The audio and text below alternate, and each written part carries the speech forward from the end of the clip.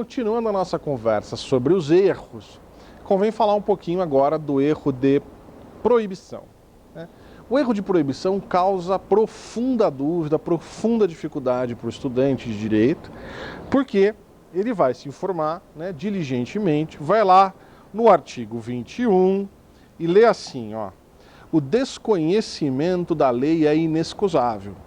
Ele já conhecia isso de ED, de introdução ao direito privado, mas prossegue o legislador: o erro sobre a ilicitude do fato, se inevitável, isenta de pena. Se evitável, poderá diminuí-la de 1/6 a 1/3. Portanto, entre a primeira assertiva do artigo 21 e a segunda, existe uma adversativa.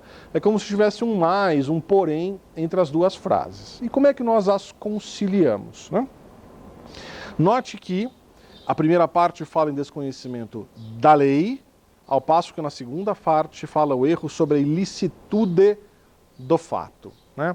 Então, o desconhecimento da lei é o conhecimento da norma, do artigo X da lei Y, da previsão específica do Código de Defesa do Consumidor. Ao passo que a ilicitude do fato é um conceito bastante mais abrangente, né?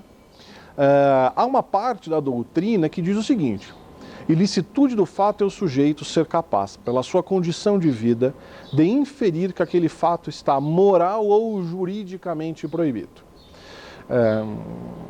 Uma posição intermediária, como por exemplo a de Roxin, diz não, a proibição moral é um fato estranho ao direito.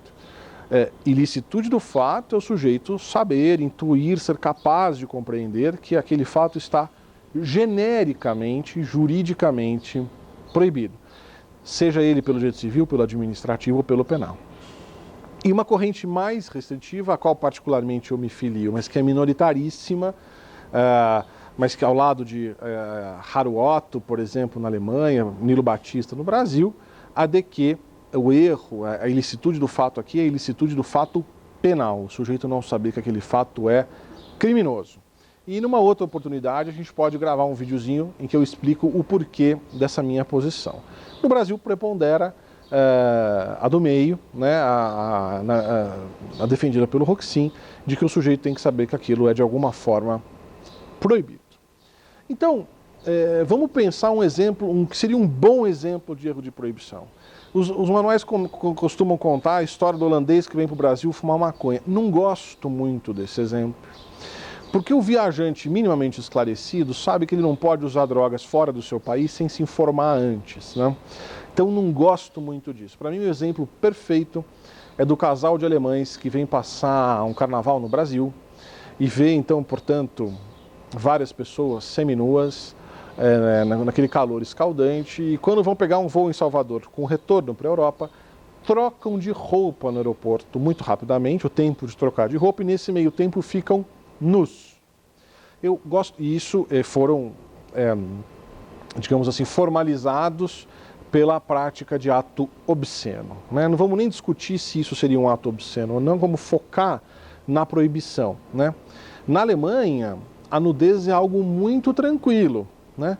Existem várias praias, vários lagos de FKK, como se diz em alemão, porque para essa tradição, nudez é uma coisa, erotismo é outra, né? Nudez é simplesmente um corpo despido. Essa pessoa com esta formação vem para o Brasil, vivencia o carnaval com tanta volúpia, com tanta seminudez e acredita, sinceramente, ele é incapaz de intuir que aquele fato seria ilícito, né? Seria, portanto, criminalizado no Brasil. Qual é o resultado de quem age em erro de proibição?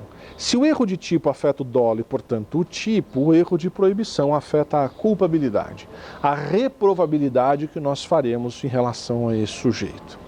Se o erro for excusável, né, ou seja, se eu consigo justificar ou aceitar ou não repreender o erro, então não tenho crime, porque não tenho culpabilidade. Se todavia o erro for inexcusável, ou seja, se de alguma forma, diz aqui o o parágrafo único do 21, né? Considera-se evitável o erro se o agente atua ou se omite sem a consciência da ilicitude do fato, quando lhe era possível nas circunstâncias ter ou atingir essa consciência. Ou seja, se eu reconheço que esse erro se deu por uma falta de busca de consciência, então não tem nada mais que ver com punir a título de culpa, como nós fizemos no erro de tipo, porém de diminuir a pena de 1/6 a 1/3. Na nossa próxima vídeo, na nossa próxima conversa, nós vamos ver então como tratar o erro que incide sobre as justificantes, né, sobre as causas excludentes da ilicitude. Obrigado.